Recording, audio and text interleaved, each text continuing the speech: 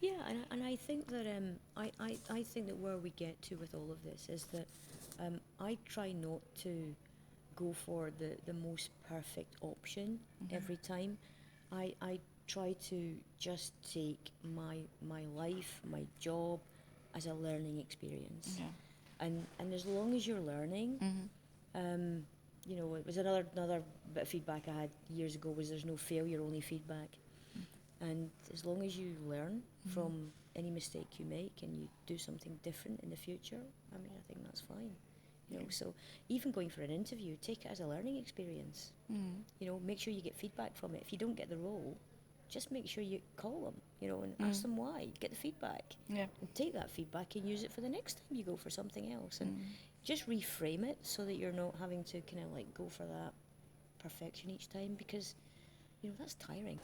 So the best decision I took during my career was okay. So one of the things that I have never been that good at is working out what I want to do. But what I was always good at was working out what I didn't want. Okay. So one of the best decisions I made in my career was, well, there's two actually. The first one was trying out different things. So I have done.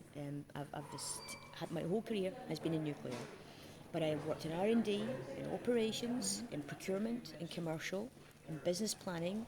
I've worked nationally and internationally. I've taken on roles, and I've from that decided whether this was for me or not. And if it wasn't, I would do it, get experience from it, and then use that experience to move on to something else. And I think that's helped me because it helps me understand why people ask for things. Mhm. It helps me see things from other people's point of view because I've worked in roles where I've had to see things from other people's point of view. So that's the first thing.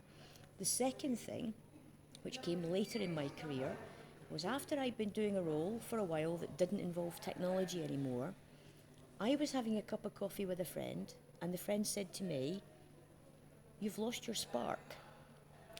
I Okay? remember you told this on one meeting, and I remember it from now. Yeah, Okay, and so very interesting. you've lost Yes. your spark. Why have you lost your Mm. spark? And I didn't, what do you mean I've lost my spark?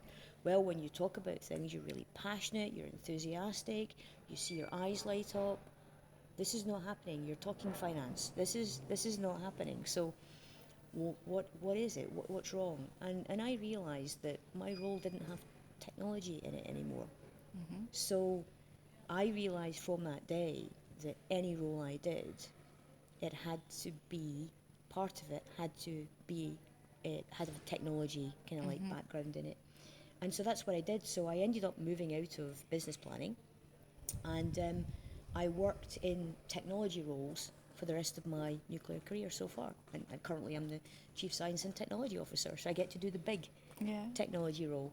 And that was so for me, I then knew that no other role that I do should not have that focus on it. And even the stuff I do with gender balance, there's still a technology Yes. element associated with it. So that for me was a bit of a light bulb moment, Mhm. and that was a really good decision as well. So. Good. So the other thing about good decisions is about having a good mentor. So I've always had good mentors throughout my whole career, and not usually one, usually a few, Mhm. just for different things. So I'd urge anybody to have good mentors. Mhm. And your mentors help you with your networks and other bits and pieces like that too. Um, one of my mentors told me a number of years ago accountability, and I think we've had this conversation before as well. Mhm. Accountability is 20% given and 80% taken. Mhm. And so when he told me that, I had to go away and think about what does that mean? Mhm. And it means that, in any job, you're given a role, you have a framework to operate Mhm. within, um, but it doesn't mean that you can't do anything outside of that Mhm. framework.